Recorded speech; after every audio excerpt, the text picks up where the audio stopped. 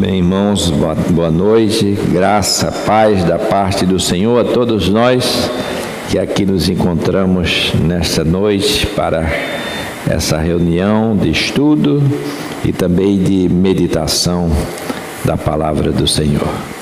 Nós vamos ler nessa noite alguns versículos da segunda epístola de João, segunda epístola do apóstolo João. Vou ler aqui do versículo 7 até o versículo 11, que nos diz assim: porque muitos enganadores têm saído pelo mundo fora, os quais não confessam Jesus Cristo vindo em carne. Assim é o enganador e o anticristo. Acautelai-vos para não perderdes aquilo que temos realizado com esforço, mas para receberdes completo galardão. Todo aquele que ultrapassa a doutrina de Cristo e nela não permanece, não tem Deus. O que permanece na doutrina, esse tem assim o Pai como o Filho. Se alguém vem ter convosco e não traz esta doutrina, não recebais em casa, nem lhe deis boas-vindas. Porquanto aquele que lhe dá boas-vindas faz-se cúmplice das suas obras más.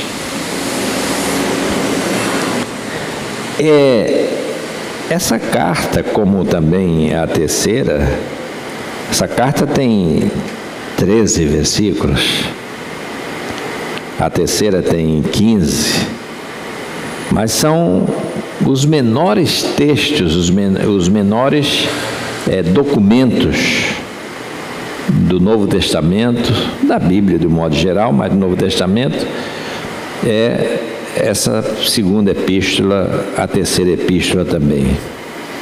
Provavelmente foi um texto que ocupou uma única folha de papiro. Dá para escrever numa única folha.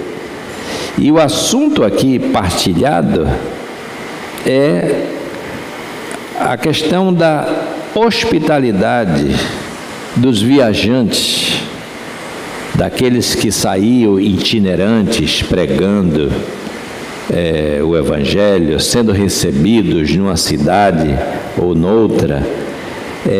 A preocupação, àquela altura de final do primeiro século, é essa: onde ficariam esses cristãos?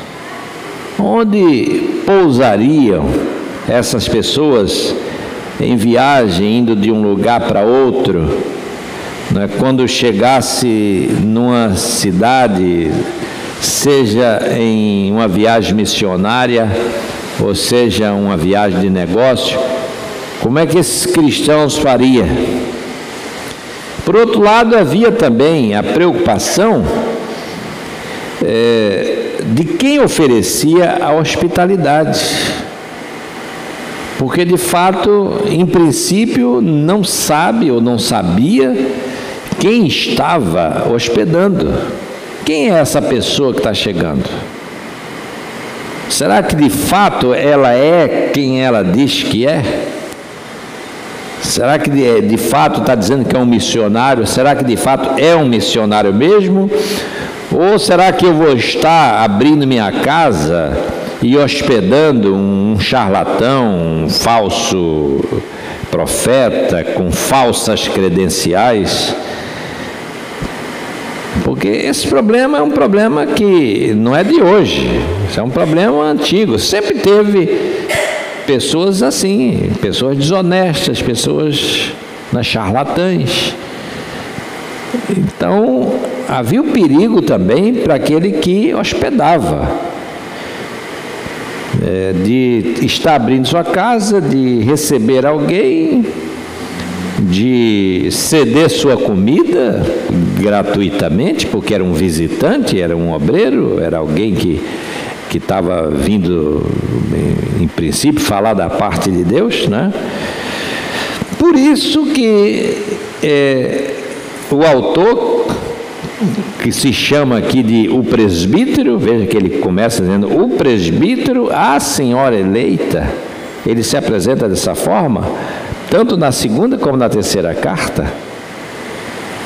Por isso ele publica, né, instruções concernentes a quem dar e a quem recusar a acolhida, quem receber e quem também não receber, e por que agir dessa ou daquela outra maneira. Por que se deve agir de uma forma ou de outra? Então, são instruções que até mesmo se assemelham a um livrinho que surgiu também, provavelmente nesse período aí, do final do primeiro século, início do segundo século, um livro chamado Didaquê. Esse Didaquê, que é o ensino dos apóstolos, que ele traz, né, a gente pode chamá-lo de um manual de ordem eclesiástica. E oferece, esse texto é um texto que está aí até hoje, existe em português, é um texto que oferece orientações às igrejas. Na época eram as igrejas ali rurais da Síria,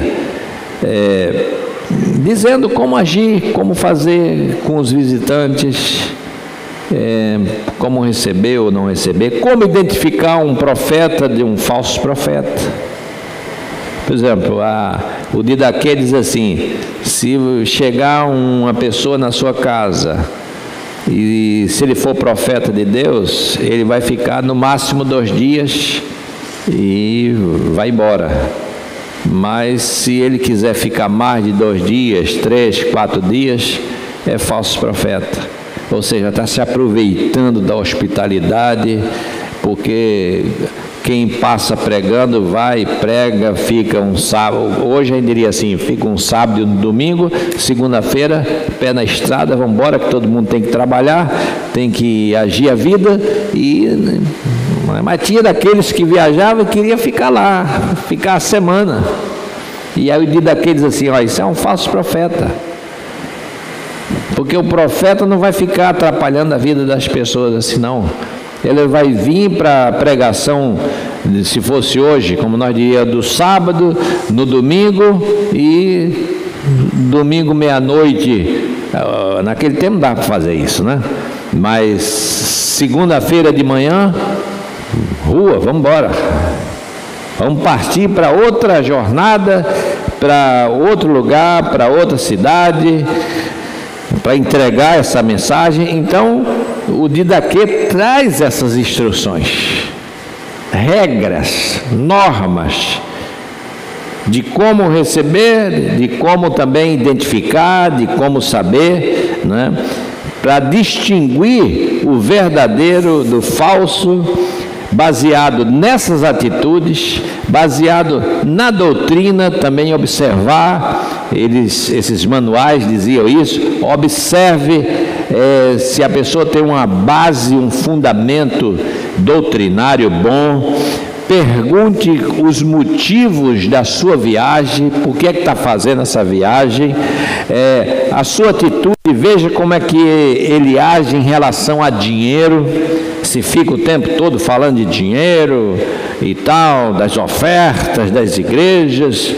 Então, procure observar isso também. Veja em relação à alimentação, se ele é uma pessoa que sabe se colocar na casa, aceita a alimentação, se aceita o alojamento que se lhe oferece, e veja, inclusive, o seu comportamento moral.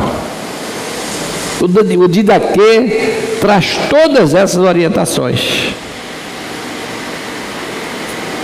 Disse que foi preparado pelos próprios apóstolos, a partir daquele envio de 2 em 2, das pessoas que iam de lugar para lugar, e evidentemente Jesus disse, olha, não leve bolsa, não leve alforje, não leve nada, justamente por quê? Porque vai ter pessoas que vai receber, vai hospedar. Mas, por outro lado, tem a precaução da gente precisar saber para quem nós estamos abrindo a nossa casa. Então, hoje, né, a gente tem que saber muito. Mas naquele tempo também, sempre teve, e vai ser assim, gente boa e gente que não presta. Gente que cumpre a sua missão e gente que se aproveita da bondade dos outros.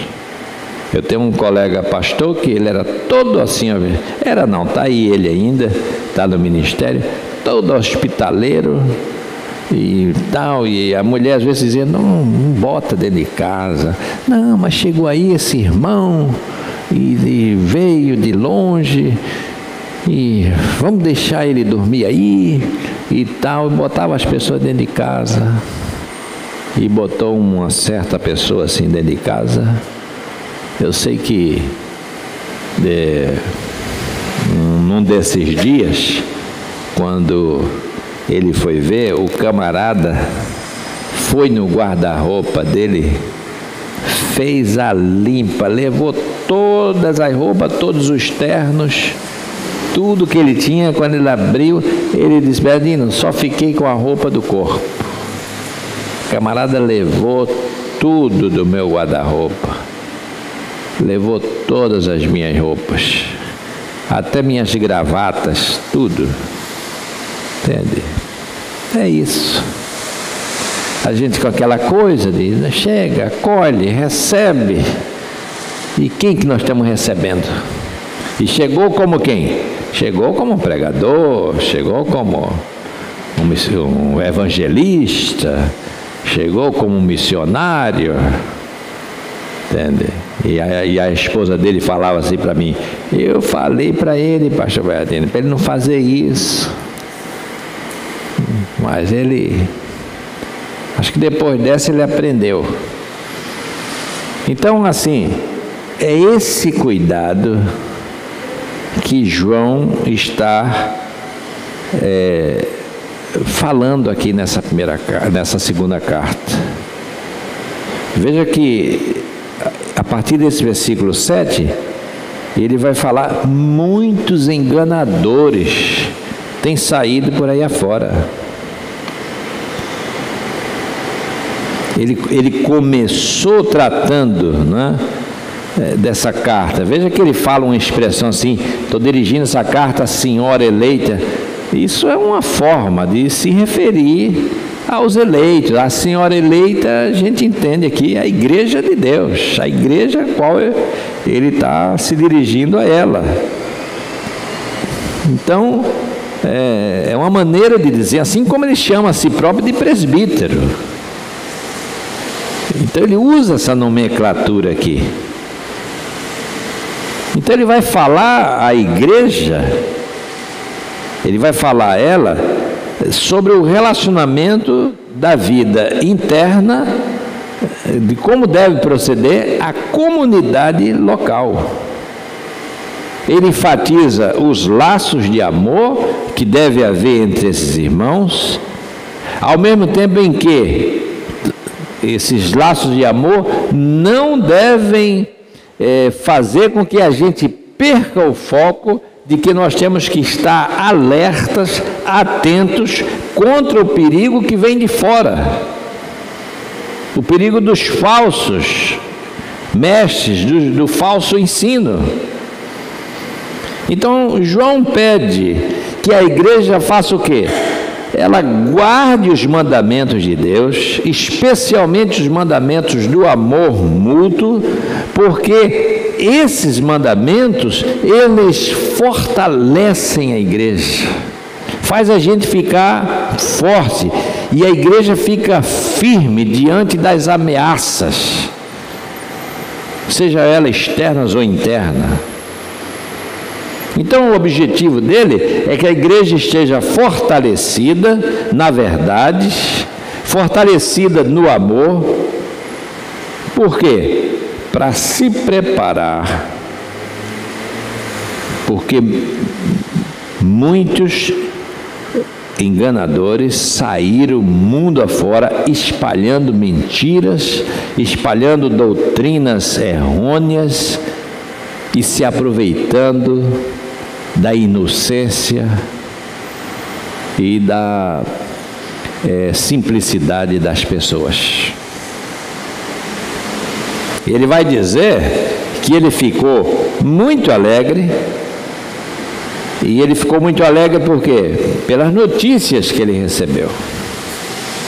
Veja que havia uma comunicação ali. Eu recebi notícias. Ele ficou sabedor de que, apesar desses perigos e dessas dificuldades, mas várias pessoas, ou muitas pessoas ali, João, como apóstolo de Jesus Cristo, está passando para a igreja aquilo que aprendeu com Jesus. E agora ele tem notícia de que muitos estão firmes. Isso é uma excelente notícia, isso é uma boa notícia. Muitos não se desviaram, muitos continuam ali firmes na doutrina, praticando o amor fraternal. E isso é uma coisa muito importante, porque fé e amor fraternal é sinal, é prova de que de fato aconteceu um novo nascimento. Praticar o amor é andar segundo os mandamentos de Jesus Cristo. Então aqui, veja que João olha a vida cristã do ponto de vista dos mandamentos. Andar, ele enfatiza muito isso aqui nessa pequena carta. Andar segundo os mandamentos significa andar na verdade. E significa também andar no amor. Então, mandamento, verdade e amor. O caminhar do crente. Seguir os mandamentos, seguir a verdade, andar em amor. E a partir disso, ele coloca então o problema que vai do versículo 7 ao versículo 11. Cuidado com os enganadores. Vamos distinguir o verdadeiro do falso. Separar esse joio e o trigo aí, pedir ajuda a Deus para ter esse discernimento. Então, embora ele esteja agradecido, porque alguns estão andando na verdade, mas ao mesmo tempo ele está muito inquieto como pastor, porque ele sabe, tem muitos enganadores, mundo afora, espalhando falsas doutrinas, enganando a muitas pessoas. E nesse sentido, irmãos, a carta de João é uma carta muito atual, porque os problemas enfrentados por João naqueles dias na verdade, os mesmos problemas que a igreja enfrenta hoje. Da mesma forma que o evangelho está sendo pregado, da mesma forma que a doutrina está sendo pregada, da mesma forma muitos estão distorcendo essa doutrina, buscando seus próprios interesses. E aí para alguns fica difícil distinguir o verdadeiro do falso, porque o falso chega com palavras que parecem verdadeiras, e aí consegue enganar muitas pessoas. Então João, ele admoesta a igreja para que ela não se deixe enganar por palavras bonitas. Jesus advertiu os apóstolos contra o surgimento de falsos cristãos e falsos profetas. Jesus falou dessa gente que chega tentando enganar os eleitos. E Jesus diz lá também: tenha cuidado com essa gente. Aqui João fala, aqui nesse trecho, como ele falou no capítulo 4, no versículo 1, quando ele disse: não deis créditos a qualquer espírito, antes provai os espíritos, para ver se procedem de Deus, porque muitos falsos profetas têm saído do mundo afora. Esse alerta está na primeira carta, esse alerta está aqui na segunda carta. E aqui ele vai chamar esses falsos profetas, ele vai chamar de enganadores. Ele usa essa palavra no versículo 7. E por que enganadores? Porque era gente que saiu pregando que Jesus Cristo não é o Cristo vindo em carne, ou seja, o Cristo encarnado. Isso veio a se chamar no segundo século de gnosticismo. Jesus tem aparência de homem, mas não era um homem de fato, era só aparente, era um espírito com aparência de homem. Começaram a pregar esse tipo de coisa, ou seja, não tinha humanidade, era divino, mas não era humano. Gnósticos. E a gente chama isso de quê? São enganadores. E mais tarde isso evoluiu para se dizer que Jesus não era Deus, mas era semelhante a Deus. Já no século IV, essa doutrina estava espalhada em muitos lugares. Foi aí que a igreja se reuniu para fazer o primeiro concílio, o concílio de Nicéia. E esse concílio de Nicéia vai dizer que Jesus Cristo não é semelhante a Deus, Ele é Deus. 325, na cidade de Nicéia. João é muito prático, ensinando a igreja como lidar com essas pessoas. E ele vai dizer assim: como é que a gente lida com essa gente? Por exemplo, gente que nega a encarnação do Verbo. João vai dizer: quem nega a encarnação do Verbo não é um cristão de fato. Que quem nega que Jesus veio em carne não é um cristão. Pode falar de Jesus, mas cristão não é. Cristão é aquele que diz assim: o Verbo encarnou. Tem que afirmar o dogma do Verbo encarnado. Então ele vai dizer assim: olha, quem nega a encarnação do Verbo, como é que nós temos que agir com essas pessoas? Ele diz: essas pessoas devem ser evitadas, porque para enfrentá-las você vai ter que estar muito firme, muito sólido, conhecedor da palavra. A gente não vai combater aquilo que a gente não conhece, ou de só ouviu falar. No século IV para século V é a época de Agostinho, e Agostinho teve umas controvérsias muito fortes com um homem chamado Pelágio.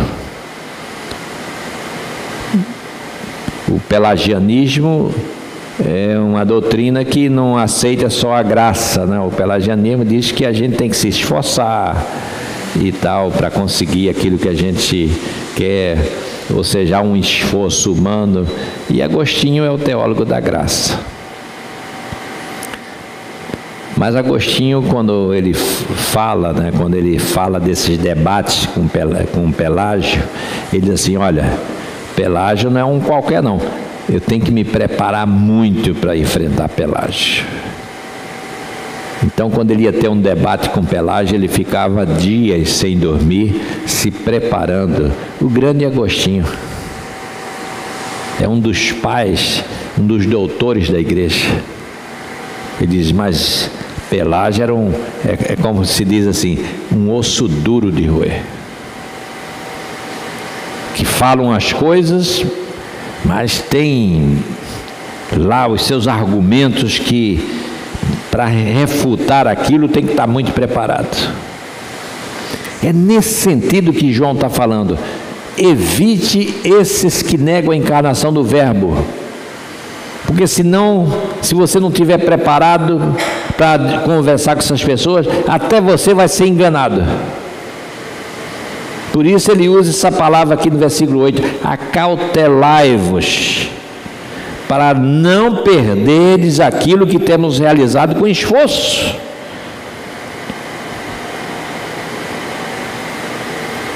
Ou seja, é difícil firmar as pessoas na fé, firmar na palavra, firmar na doutrina correta.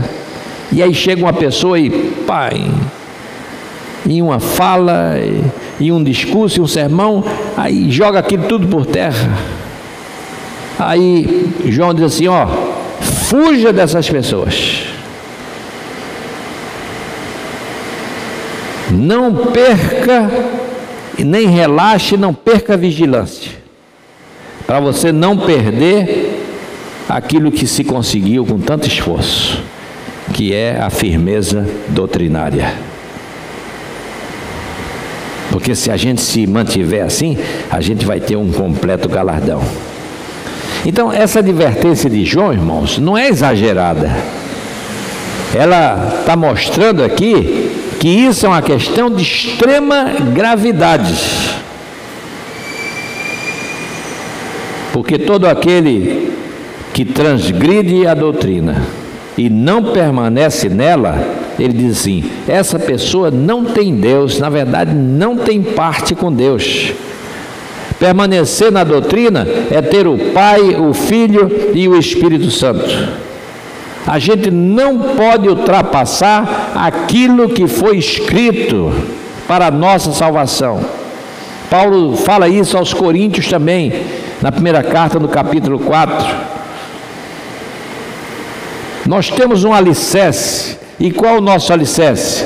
Paulo também escreve isso aos Efésios. Nós estamos alicerçados na doutrina dos apóstolos e dos profetas, de que Jesus Cristo é a pedra viva, é o fundamento da igreja. Não podemos fugir disso. E aqui a gente poderia, se tivesse tempo, enumerar uma série de questões atinentes a erros doutrinários que perturbam a igreja, perturbaram a igreja nos dias de João e perturbam a igreja hoje. Erros que vêm de gente mal intencionada. Alguns são mal intencionados mesmo, e outros são ignorantes, que não conhecem a palavra e ficam ensinando errado. Tem dois tipos de falso profetismo, vamos dizer assim. Um consciente, e o outro que não se mete a falar, mas porque ouviu de outro, mas não sabe de onde veio aquilo, e está passando coisas erradas. Mas falando desses que vêm propositalmente ensinar o erro, João diz, olha, essas pessoas, elas são de má índole, elas são enganadoras. Então não ofereça hospitalidade a essas pessoas, porque se oferecer hospitalidade a essas pessoas, nós vamos nos tornar cúmplice dessas pessoas e dos atos errados que elas praticam. Então ele diz, não receba essas pessoas. Se alguém vier até nós, versículo 10, e traz essa doutrina, não receba em casa, nem lhes dê boa-vinda. Veja como João é duro nessa fala. Não dê boa-vinda. Fuja dessas pessoas. João não está dizendo para fazer assim com todo tipo de pessoa que chega. Não. Tem pessoas que chegam e dizem assim, receba, fale. Agora, se for um desses que negam a encarnação do Verbo, que pregam a doutrina errônea, ele diz, essas pessoas nem recebem em casa. não queira conversa com essas pessoas. Se traz algo doutrinariamente equivocado, errado mesmo, não queira nada com essas pessoas. Se vem dizendo que Jesus não é Deus, evite essas pessoas. Não lhe ofereça nada, para isso não ser um incentivo, para que elas continuem praticando essas coisas. E ele termina então essa carta expressando uma disposição de muito em breve voltar a estar lá com eles, a visitá-los novamente. Ele diz assim: eu quero ter a alegria de voltar e estar com essa igreja amada, presencialmente,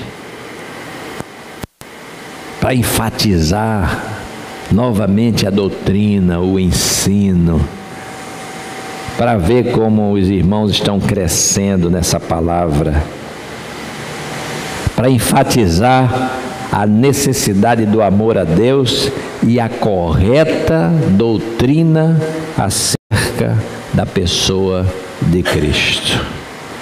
Portanto, é uma carta bem resumida, uma carta, como eu disse, pequenininha, curta, mas uma carta muito objetiva e uma carta de muito valor, porque ele enfatiza essas duas coisas: não nos esqueçamos do amor fraternal e fuja dos falsos profetas, fuja dos enganadores, para que nós possamos continuar firmes na doutrina que recebemos, que é aquela palavra que veio dos apóstolos e dos profetas e dos verdadeiros pregadores da palavra de Deus. Então, que o Senhor nos abençoe e nos ajude a cada dia mais nos fortalecer e a crescer nessa palavra. Amém.